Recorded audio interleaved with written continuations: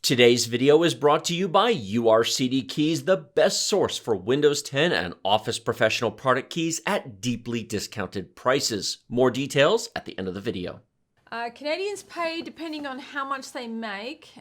He pays only 22%, but our SPs and other tax savings go a long way. I would gladly prefer free healthcare over paying lower taxes. Well, here's the thing. When people say that Canadians pay 50%, and I often see like French pay 50%, Germans pay 50%, they don't really, not in terms of straight income tax. First of all, it is true. They all have progressive tax systems. The less money you make, the less percentage you pay in tax. Right. So it benefits people on the lower end of the economic spectrum. However, when people say 50% taxes, they don't always necessarily mean income taxes. What is VAT, or GST, or whatever they call it in Canada? What do companies get taxed at? What do wages and employment costs cost? All of that ends up in the price of your products. How many times have you seen Canadians complain about how much stuff costs there? That's all tax. Yep.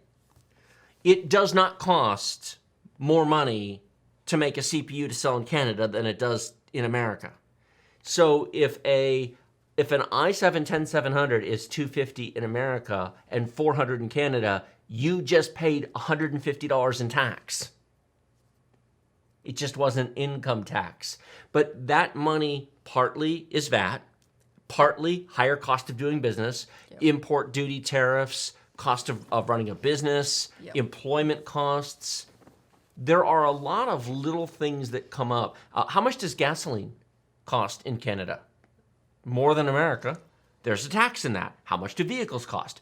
All of those things suck up your dollars. Now, in fairness to that comment from TJL, if you make on the lower half of the income spectrum, it can still be a better deal to live there because you get a lot of social services, and while your take-home money is less, you live in an environment that doesn't ever let you die in a dumpster. I mean, you've got a base level floor that covers you for healthcare and a pre-kindergarten education and post-secondary education and some other benefits that are better than poor Americans get. Here's the problem. It becomes a progressively worse deal the more money you make. Because when you make a lot of money, you want to put that money in a place like America because the very rich in America, or even the upper middle class, while their taxes are higher, their deductions and their other costs of owning a car and paying fuel and buying products are relatively lower. And so America is a great place if you live above the median income line. Yes. And not a great place if you live below the median income line. Under. Which is why, to be blunt, when people vote in America, a large block of the votes are, if you're poor, you're voting in this direction, and if you are well-to-do, people think that the only two choices are minimum wage dirt poor and 1% billionaires, and they think this is all that exists. Nope. That's nonsense. Those two groups are actually very, very small. Only about 1% of people are on this end, and actually only about 1% people make minimum wage. Everybody else is a little bit closer. Now, probably 10 or 15% are less than $15 an hour, and probably 10 or 15% are what the average person would call truly rich, even though they probably don't feel as rich as other people think they are. Right. Everyone else is what's called the middle class, probably 60 to 70% of the people. Within that 60 or 70% in the middle, probably 40% of them on the top half, maybe discounting the bottom 20%, would be worse off almost anywhere else but America. Because for whatever they pay for their health insurance, whatever they pay for their health care, their overall standard of living and their cost of living, when you include all the ancillary taxes, is lower. Here's where I think people make a mistake. They want to label one answer the best or right for everybody. Doesn't work like How do you want to run your society?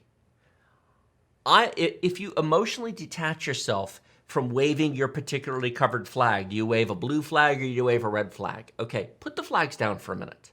Do you want to run a society like Canada that provides a base level of whatever for society, has higher costs, has higher taxes, but provides additional benefits? Or do you want to run a society more like America's? It's okay whatever answer you give. But what's really stupid is when people say, I want this many services, but I don't want to pay for it. That's what's dumb.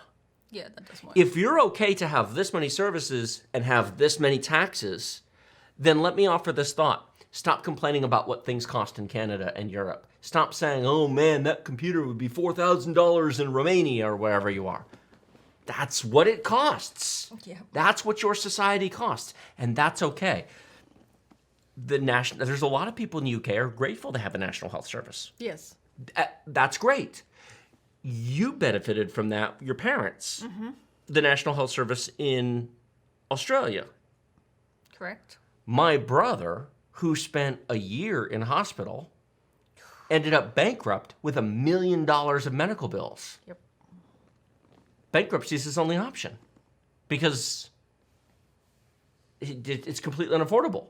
And even if he had had insurance, which he didn't when he went into the hospital, even if he had had insurance on the cheapest bronze level plans here in Texas, your out-of-pocket expense, your max family out-of-pocket expense can exceed $35,000 a year, which for the average person isn't affordable. So who cares? You can have insurance and not be able to afford to use it in America. Yep. You can. Isn't that insane? I know I've gone off topic, and I know you're probably sitting over there going, are you done yet? We have other things to do. But I hope people listening are willing to at least consider the fact when somebody says, I want national health care or I want these benefits. Yep. I wish they would also say, and here's what I'm willing to pay to get them. Yes. I want this, and I'm willing to pay X more tax. I want this, I'll do this. But what's really dumb is when people say, well, I want all these services, and I already pay enough tax, I shouldn't have to pay more. What are you willing to give up to get them? Nothing. Do you know how math works? Do people hate math that much that they actively reject even contemplating what anything costs? Yes, and reading. On a previous live stream, I pulled up our city budget, which was like 500 pages long. And I pulled up the libraries and I pulled up a few other things. This details what they spend money on. And as I'm going through it, I'm sitting here thinking, they do a lot with not that much money. They do. I'm like, so if you want more stuff, because I'm looking at what like each of the libraries have for a budget and for staffing and book replacements, and I'm thinking, that doesn't actually seem like that much money to run those things. If you want more library services, how much more tax you willing to pay for it? By the way, I put my money where my mouth is. Our city recently had a referendum in the recent election to raise property taxes by a small amount. It would have been about $300 a year out of our pocket in additional tax. But they wanted to hire additional teachers and provide a raise to the teachers and reduce the class sizes. I think it was from 24 to 22 or 26 to 22 or 20. Or they wanted to lower the average class size by 2 or 3 students. They did. And give the teachers like a 5% raise. And all it would have cost us was like $300 a year. That's worth it. I voted yes. I am willing to pay that. Yep. The problem is I can't just voluntarily do it because that system only works if everybody does it. Correct. But that to me seems like a good value for the money. But it got voted down. And the reason it gets voted down is because the people without kids go, why should I have to pay for schools? A, you went to school at some point. B, you will likely have kids at some point. Grandkids. And even if you never have kids, you benefit from an educated society that you physically live in. Universal education is one of the best values and best deals we've ever had in this country. And believe me, I have my complaints with school systems. I have my complaints with administration and where they spend their money, and there's some waste in the system. Yes, there is. But I wouldn't throw the baby out with the bathwater and trash the whole system. That would be a mistake. It would be. Do you know that we can make small baby step changes and work towards an even better system rather than just trash the place? That would be smart.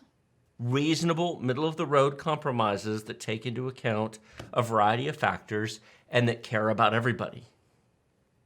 That would be. This is why I will probably not get elected to be president in 2028, because I don't care whose idea something is so much as is it a good, sound, reasonable decision that takes into account all sides?